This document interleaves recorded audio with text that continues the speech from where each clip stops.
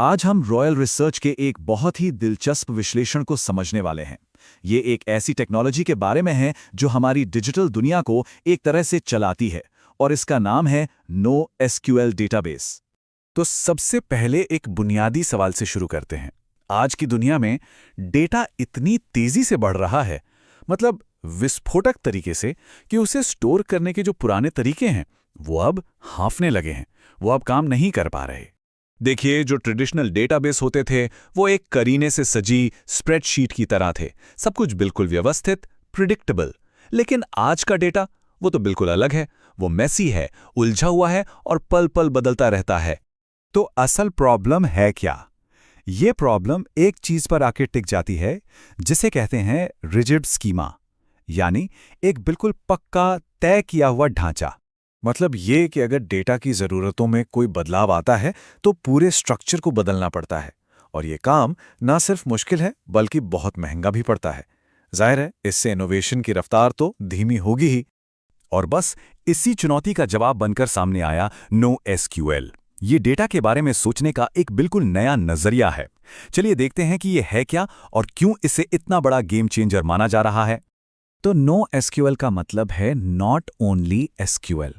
इसका मकसद पुराने सिस्टम को पूरी तरह से हटाना नहीं है, बल्कि आज की ज़रूरतों के हिसाब से एक ज़्यादा पावरफुल ऑप्शन देना है। और इसकी सबसे बड़ी खासियत, या कह लीजिए इसका मूल मंत्र, है फ्लेक्सिबिलिटी। और ये टेबल ये बहुत अच्छे से बताती है कि दोनों में फ़र्क क्या है। पहला, स्कीमा।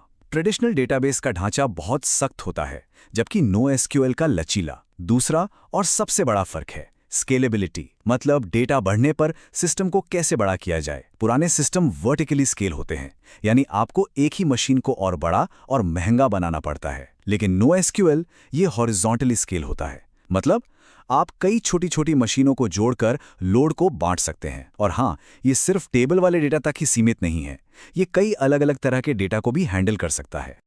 अच्छा, तो अब थोड़ा और अंदर चलते हैं। देखिए, NoSQL कोई एक चीज नहीं है, ये तो डेटाबेस का एक पूरा परिवार है, और परिवार के हर सदस्य के पास अपनी एक अलग सुपर पावर है। तो हम इसके 4 मेन टाइप्स को एक एक करके समझेंगे कि आखिर ये काम कैसे करते हैं। सबसे पहले हैं डॉक्यूमेंट स्टोर्स। इन्हें आप एक डिजिटल फाइलिंग कैबिनेट समझिए। ये कंटेंट मैनेजमेंट सिस्टम के लिए एकदम परफेक्ट है। क्यों? क्योंकि हर फाइल या डॉक्यूमेंट का अपना यूनिक स्ट्रक्चर हो सकता है, कोई फिक्स फॉर्मेट नहीं। इसका सबसे पॉपुलर एग्जाम्पल है MongoDB। कई बड़े बड़े ऑनलाइन शॉपिंग प्लेटफॉर्म इसी पर चलते हैं। दूसरे नंबर पर हैं की वैल्यू स्टोर्स। ये सबसे सिंपल है, बिल्कुल एक बड़ी सी डिक्शनरी की तरह। एक की यानी चाबी और उसकी एक वैल्यू, बस। इसी सादगी की वजह से ये बेहिसाब तेज होते हैं। इसीलिए वेबसाइट सेशन मैनेजमेंट या कैशिंग जैसी चीजों के लिए, जहां स्पीड ही सब कुछ है, ये बेस्ट है। रेडिस इसका एक बहुत बड़ा उदाहरण है। ऐप्स को जो तेज और स्नैपी फील मिलती है ना, वो अक्सर रेडिस की ही देन होती है। अब तीसरे हैं कॉलम फैमिली स्टोर्स।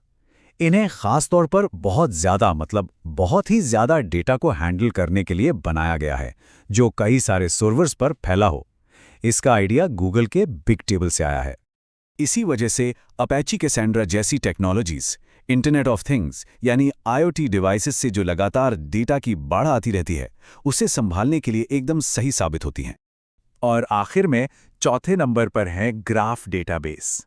ये बिल्कुल अलग है। ये सब कुछ कनेक्शंस के बारे में है।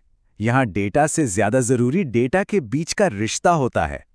टेबल्स और डॉक्यूमेंट्स को भूल जाइए, यहाँ बात सिर्फ रिश्तों की होती है। ये टेक्नोलॉजी हमारी रोज की जिंदगी का हिस्सा है।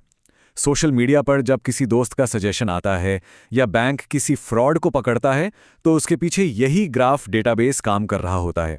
ये सेकंडों में करोड़ों कनेक्शंस को खंगाल लेता है। तो NoSQL को अपनाना सिर्फ एक नया टूल इस्तेमाल करना नहीं है, इसके लिए सोच में भी एक बड़ा बदलाव लाना पड़ता है। असल बात यह है कि आप इसके साथ डिजाइन कैसे करते हैं। रॉयल रिसर्च का विश्लेषण 5 जरूरी बातें बताता है। पहली, ये समझना कि डेटा को एक्सेस कैसे किया जाएगा। दूसरी, डीनॉर्मलाइजेशन को अपनाना। अब ये एक बड़ा मजेदार कॉन्सेप्ट है। ये ट्रेडिशनल डेटाबेस के नियमों के बिल्कुल उल्टा है। यहाँ स्पीड बढ़ाने के लिए आप जानबूझकर एक ही डेटा को कई जगह रखते हैं। तो ये सब बातें क्यों जरूरी हैं? असल में इसलिए क्योंकि ये टेक्नोलॉजी आज हमारी रोजमर्रा के डिजिटल जिंदगी का एक अहम हिस्सा बन चुकी है। ई कॉमर्स साइट्स पर जो स्मूथ शॉपिंग कार्ट्स होते हैं, सोशल मीडिया पर जो फीड्स बिजली की रफ्तार से स्क्रॉल होती हैं, और आईओटी डिवाइसेस का जो सारा डेटा प्रोसेस होता है, इन सब के पीछे का इंजन NoSQL ही है। तो कुल मिला के बात यह है कि हमारी डिजिटल दुनिया जो लगातार बदल रही है और बढ़ रही है, उसमें नए नए इनोवेशन करने के लिए जो फ्लेक्सिबिलिटी चाहिए वो NoSQL देता है।